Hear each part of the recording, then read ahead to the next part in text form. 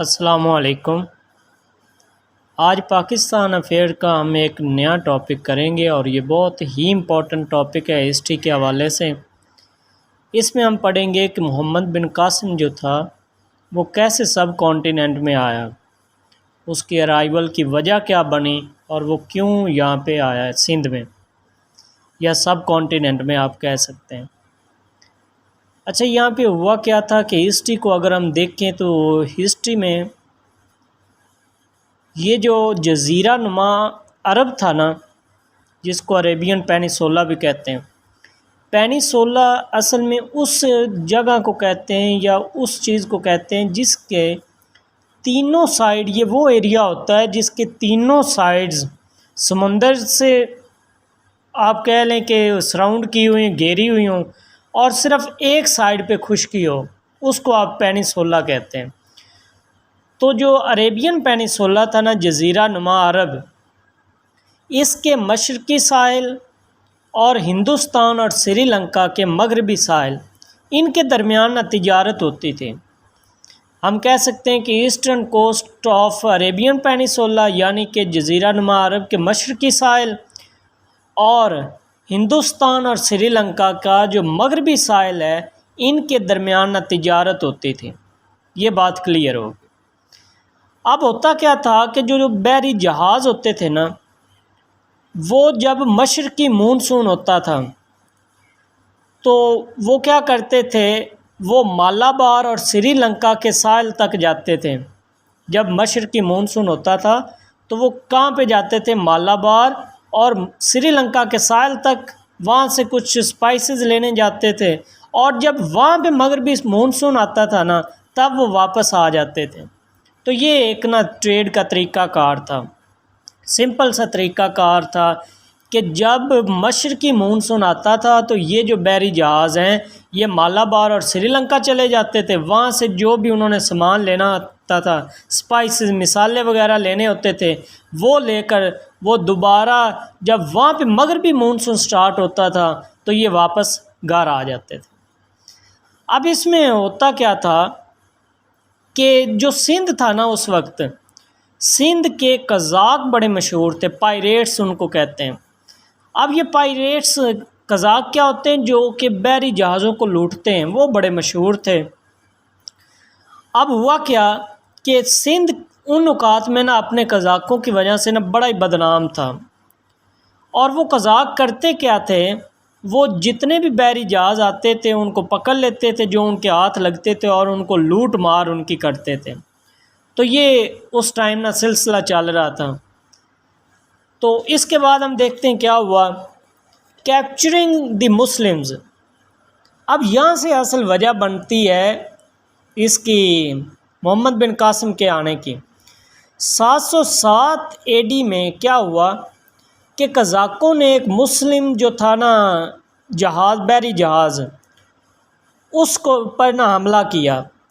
قزاقوں نے ایک مسلمان تاجر جہاز تھا اور وہ سری لنکا سے خلیج فارس جا رہا تھا، سری لنکا سے خلیج فارس۔ اب اس پر انہوں نے حملہ کر دیا۔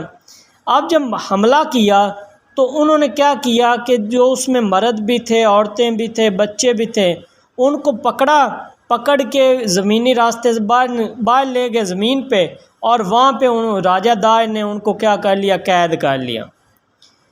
پھر سمجھ لیں کہ 707 AD میں یہ جو قزاق تھے، انہوں نے ایک مسلم تاجر جہاز تھا، اس پر حملہ کیا۔ اس میں بچے بھی تھے، اس میں عورتیں بھی تھے، اس میں مرد بھی تھے، ان کو انہوں نے پکڑا، اور وہاں پہ راجہ دائر نے ان کو کیا کیا، کیپچر کر لیا، یعنی کہ ان کو نا آپ کہہ لیں امپریزن کر لیا، قید کر لیا۔ اب کیا ہوا کہ جو اس وقت گورنر تھا نا حجاج بن یوسف، وہ عراق کا گورنر تھا۔ جب اس کو یہ اس واقعے کا پتہ چلا نا کہ اس طرح راجہ دائر نے مسلمانوں کا ایک تاجر جہاز تھا اور اس نے قید بنا لیا، ان کو لوٹ بھی لیا ان کے قزاقوں نے، تو اب اس نے نا لیٹر لکھا حجاج بن یوسف کو کہ آپ نا کیا کریں کہ وہ جو کیپٹیوز ہیں آپ کے پاس، ان کو آپ چھوڑیں چھوڑ دیں جو آپ کے پاس اسیر ہیں نا، جن کو آپ نے قیدی کیا ہوا ہے، کیپٹیوز کہتے ہیں اسیروں کو، قیدیوں کو۔ اب اس نے کہا کہ یہ جو قیدی آپ نے کیے ہیں ہمارے، ان کو آپ چھوڑ دیں، اور جو آپ کے قزاق جو ذمہ دار بنتے ہیں نا، جنہوں نے یہ واقعہ کیا ہے، ان کو آپ سزا دیں۔ تو اب راجہ دائر نے کیا کیا، اس نے ریفیوجل کر دیا، ریفیوجل آف راجہ دائر، راجہ دائر نے ریفیوز کر دیا، انکار کر دیا اس سے۔ اب یہ جو انکار تھا نا، یہ اصل میں ان کے درمیان کہہ لیں کہ لڑائی کی نا اصل وجہ بنی، دشمنی کا نا ایک سلسلہ شروع کرنے کے لیے نا یہی کافی تھا، کیونکہ حجاج بن یوسف بھی اس وقت گورنر تھا اور وہ خلیفہ کو ریپرزینٹ کر رہا تھا۔ اس وقت خلیفہ کی یہ رسپانسبلٹی ہوتی تھی کہ وہ اپنے سٹیزنز کو حفاظت کریں۔ تو اب یہ جو گورنر تھا یہ اصل میں خلیفہ کو ریپرزینٹ کر رہا تھا، تو اس نے لیٹر لکھا راجہ دائر کو، لیکن اس نے ان کو چھوڑنے سے انکار کر دیا، جس کی وجہ سے ان میں دشمنی شروع ہوگی۔ اب حجاج بن یوسف نے کیا کیا، اب حجاج بن یوسف نے عبید اللہ بن بنہان ایک بندہ تھا، اس کی سربراہی میں نا ایک فوج بھیجی۔ اب وہ فوج راجہ دائر کی فوج سے لڑی، لیکن راجہ دائر کی فوج نے اس کو ڈیفیٹ کیا، پہلے شکست دی، اور اسی لڑائی میں جو عبید اللہ بن بنہان تھا وہ قتل ہو گیا۔ اب جب حجاج بن یوسف کو یہ محسوس ہوا کہ وہ تو کافی پاورفل ہیں، تو اب اس نے کیا کیا، اب اس کے پاس ایک سب سے بہترین جو جنگجو تھا وہ ایک لڑکا تھا جس کی عمر 17 ایج تھی، اور وہ تھا محمد بن قاسم۔ تو یہاں سے ہمیں پتہ چلتا ہے کہ محمد بن قاسم اصل میں برِ صغیر میں آیا کیوں تھا۔ وہ اصل میں ان قیدیوں کی لڑائی، ان قیدیوں کو چھڑانے کے لیے اصل میں وہ آیا تھا۔ اب حجاج بن یوسف نے کیا کیا، اس نے ایک آرمی بھیجی جو کہ 7,000 فوجیوں پر مشتمل تھی، اور وہ سارے گھڑ سوار تھے، ان کو محمد بن قاسم کی سربراہی میں اس نے برِ صغیر میں بھیجا۔ اب کیا ہوا کہ جو آرمی تھی نا وہ سی کے ذریعے آئی، سمندر کے راستے آئی، اور جو گھڑ سوار تھے ان کو اس نے لینڈ یعنی کہ زمین کے راستے بلوچستان سے اس نے بھیجا۔ اب جب وہ آئے، ان کی فائٹ ہوئی، انہوں نے کیا کیا وہاں پہ، اب یہ دیبل ایک پہلا آپ کہہ لیں کہ قصبہ تھا جن کو عرب نے فتح کیا تھا، یا جس پر انہوں نے قبضہ کیا تھا سب سے پہلے۔ گروتھ آف اسلام اب کیسے شروع ہوئی کہ پہلے دیبل ایک مقام تھا جس کو عرب نے محمد بن قاسم کی موجودگی میں اس کو فتح کیا۔ اب جب وہ یہ لڑائی ہو رہی تھی تو ایک یہ ہسٹری میں بہت ہی ایک انٹرسٹنگ واقعہ ہے کہ ایک برہمن تھا، اس نے باہر نکل کر ایک اعلان کیا تھا، اس نے ان کو کہا تھا محمد بن قاسم کی فوج کو کہ یہ جو مندر آپ سامنے دیکھ رہے ہیں دیبل کا، اس کے اوپر یہ جو جھنڈا ہے اس میں کو آپ سمجھ لیں کہ اس کے اندر نا ایک تعویذ ہے، اگر آپ اس کو ماریں گے نا، اس طلسم کو ماریں گے تو یہ ہو ہی نہیں سکتا کہ یہ سارا شہر بہت جلدی آپ کے کنٹرول میں آ جائے گا۔ تو اسی طرح ہوا کہ بہت ہی جلدی جو دیبل کا قصبہ تھا یا دیبل کا علاقہ تھا وہ بہت ہی جلدی محمد بن قاسم کی سربراہی میں مسلمانوں کے قبضے میں آ گیا۔ اب اس کے بعد کیا ہوا، اب مسلم انویژنز آفٹر قاسم، قاسم کے بعد مسلمانوں نے کیا کیا۔